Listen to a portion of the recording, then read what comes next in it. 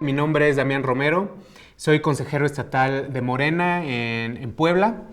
En la pasada administración municipal, la primera administración municipal de izquierda de nuestra ciudad, tuve el privilegio de acompañar a Claudia Rivera Vivanco, nuestra presidenta municipal, como secretario general del ayuntamiento. Yo soy un caso de convencimiento a través de los medios de comunicación, por eso creo que es muy importante este ejercicio de estar informando constantemente a la juventud, a las amas de casa, a quienes nos dedicamos en la academia.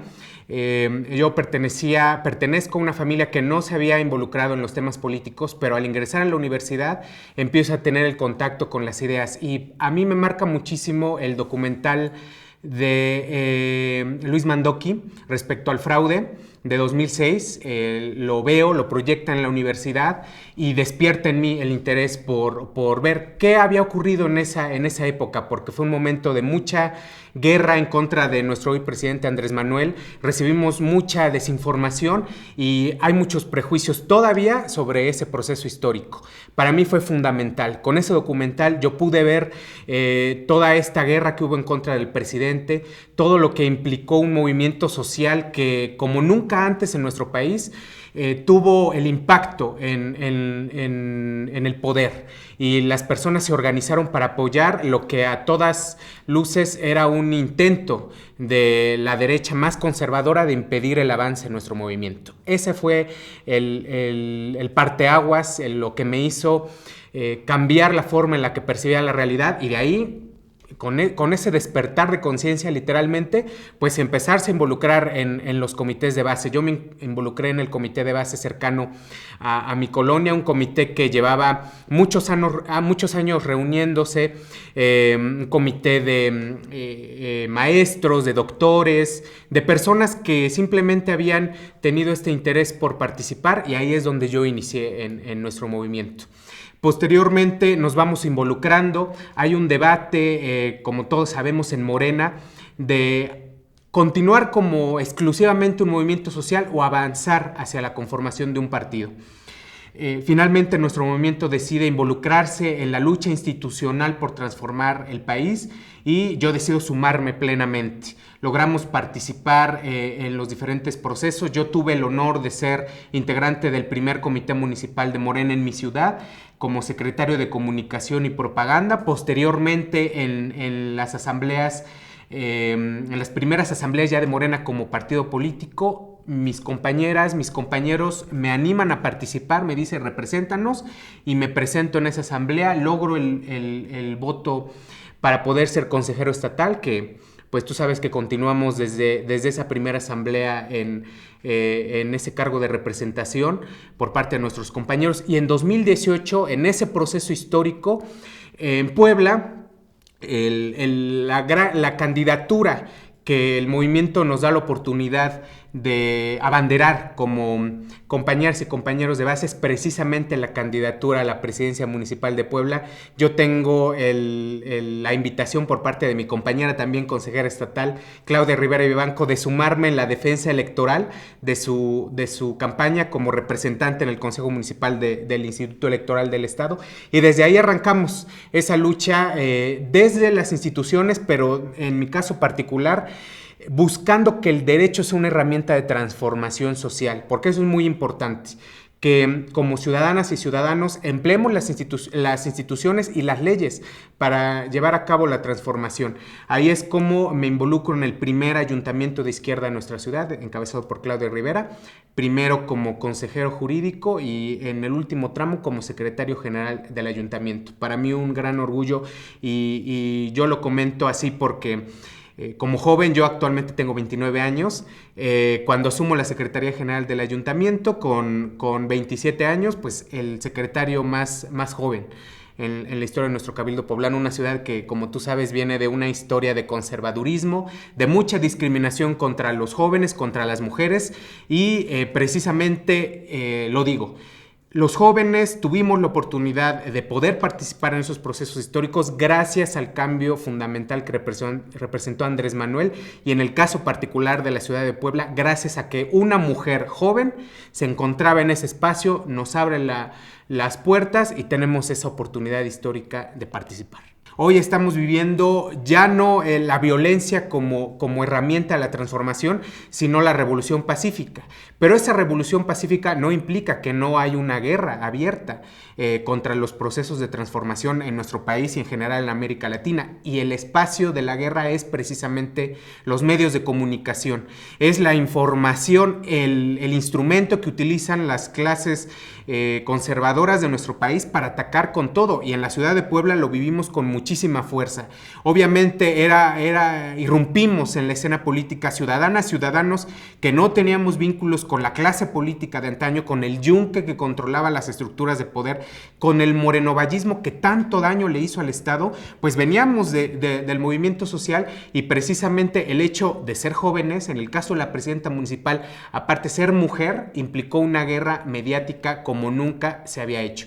Así como nuestro presidente Andrés Manuel decidió a nivel federal de poner un alto a los convenios de comunicación que destinaban grandes cantidades de recursos para comprar las voluntades y para utilizar los medios de comunicación como un aparato de propaganda, así en la ciudad de Puebla. Claudia Rivera decidió poner un alto a esos contratos que tú sabes que se replican en todos los niveles de gobierno, y el Ayuntamiento de Puebla no le pagó a los medios de comunicación para que hablaran bien de nosotros. Nosotros nos dedicamos a desplegar la política de la Cuarta Transformación, imitando lo que nuestro presidente estaba haciendo a nivel federal y comunicando, eso sí, en los barrios, en las colonias.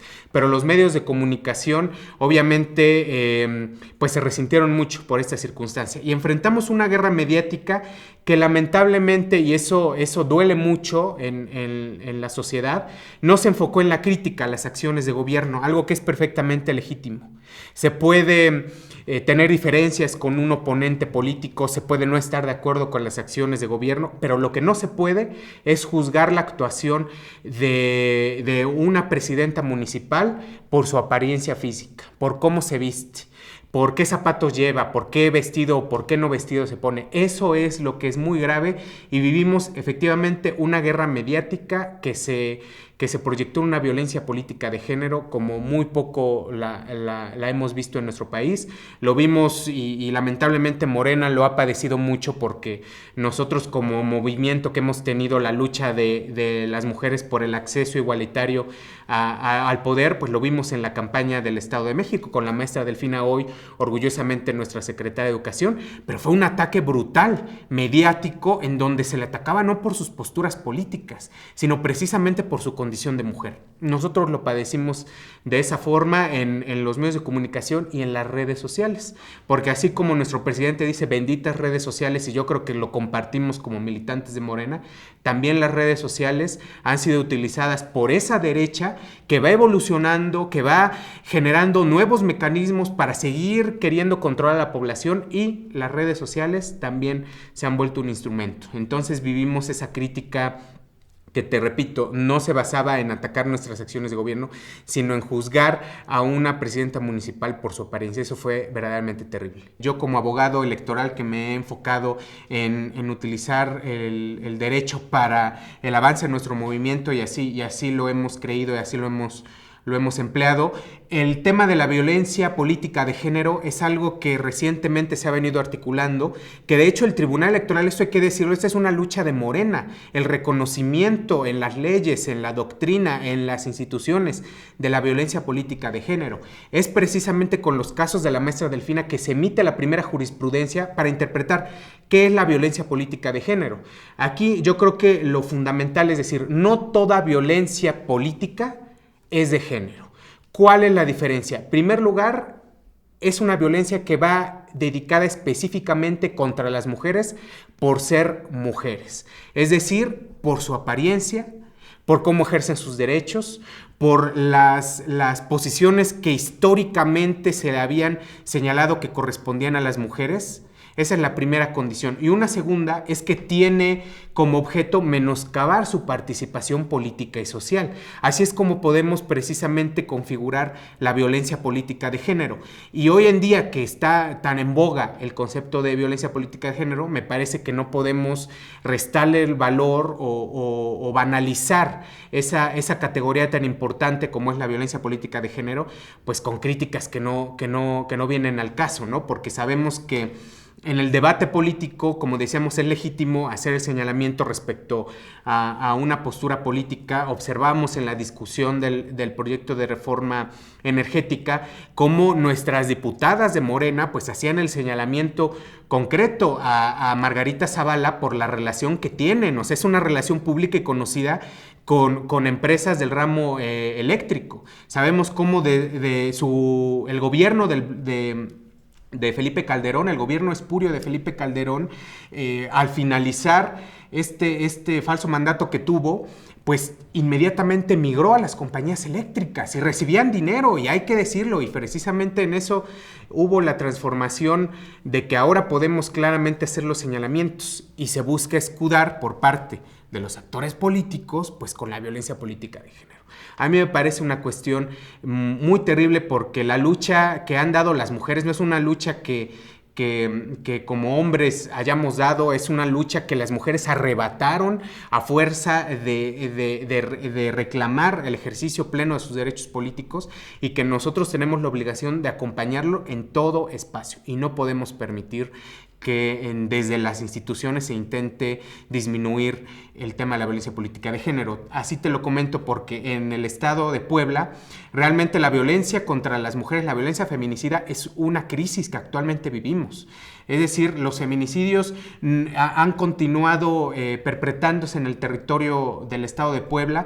No se ve una situación fácil para combatirlos, y por lo tanto desde el ámbito electoral, que es donde generalmente se resuelven estas controversias sobre violencia política de género, pues se tiene que hacer un llamado fuerte para combatir la violencia feminicida, sí, desde el ámbito de la violencia física, que es la violencia que tanto dolor nos causa, pero también desde la violencia simbólica. ¿Y cuál es esta violencia simbólica? Pues los discursos, las redes sociales, cómo nos referimos a las compañeras y compañeros, cómo manejamos la información. Esa es la violencia simbólica que puede llevar a cabo diferentes actores, ¿no? Precisamente. Y por eso, en el caso del estado de Puebla, nosotros estamos teniendo en ese momento una lucha muy importante porque el Instituto Electoral del Estado reconozca y combata la violencia política de género. Tú sabes que en 2018, a pesar de que hubo el renacimiento de la democracia mexicana y nuestro presidente llegó finalmente a donde los votantes habíamos decidido que llegara desde hace mucho tiempo, hubo todavía espacios en el país en donde el fraude continuó, y Puebla es una herida abierta en materia de fraude electoral, porque en 2018 precisamente el morenovallismo, en este último intento que hizo por conservar el poder, ejecutó un fraude en contra de nuestro movimiento, en contra de Morena, brutal, ¿no? Un fraude como no lo veíamos desde 2006, con relleno de urnas, con robo de urnas, con manipulación del voto, con manipulación de actas, es decir, un cochinero total. Y el Instituto Electoral del Estado fue el que operó ese fraude electoral en 2018. Las denuncias fueron muy claras y vimos en el Tribunal Electoral cómo, a pesar de un proyecto valiente para anular la elección, pues lamentablemente en esto que hemos estado viendo, ¿no? De las votaciones, pues se convalidó el fraude en ese momento de Marta Erika Alonso. Entonces ese instituto fraudulento, hay que decirlo claramente, fraudulento, que permitió este golpe del morenovallismo, hoy sigue impunemente permitiendo que la violencia política de género se siga reproduciendo en los medios de comunicación poblanos y no hace absolutamente nada. Quiero compartirte que nosotros hicimos una investigación de medios precisamente para llegarnos de todos los elementos y analizamos la violencia política de género que se cometió en contra de Claudia Rivera Vivanco. Claro que es un perfil de Morena muy identificado, pero era la presidenta municipal y por lo tanto era objeto de toda clase de críticas, como mencionábamos. Y esas críticas en el periodo de campaña de 2021 se enfocaron en su imagen, en cómo se vestía. E imágenes claramente degradantes que ofenden a cualquier persona que verdaderamente cree en la dignidad de las personas por lo que son, por personas que creen en los derechos humanos. Y el Instituto Estatal Electoral desde ese tiempo no ha hecho absolutamente nada. Nosotros vamos a dar la lucha por ese reconocimiento al Instituto Electoral del Estado. Es muy interesante porque precisamente este año y en este mes se renueva la presidencia del Instituto Electoral del Estado. Y en esas acciones afirmativas que tanto ha promovido nuestro movimiento, la presidencia del Instituto Electoral del Estado va a ser ocupada por una mujer este año. Entonces, solamente las mujeres han participado en ese proceso, es excelente, y creemos que así como se va a llevar a cabo esa revolución histórica en el Instituto Electoral del Estado para que sea una mujer quien encabece, es el momento también histórico para que esa mujer que llegue como presidenta del Instituto Electoral lleve a cabo una limpia profunda de la institución, que destierre de una vez por todas las prácticas corruptas que le permitieron al morenovallismo operar el fraude electoral, y que hoy no hemos visto ningún resultado en esas investigaciones. Siguen las mismas personas, siguen las mismas prácticas desde el Instituto Electoral del Estado, y es el momento histórico que estamos enfrentando. Desde Morena vamos a dar esa lucha para que se produzca el cambio en la autoridad electoral.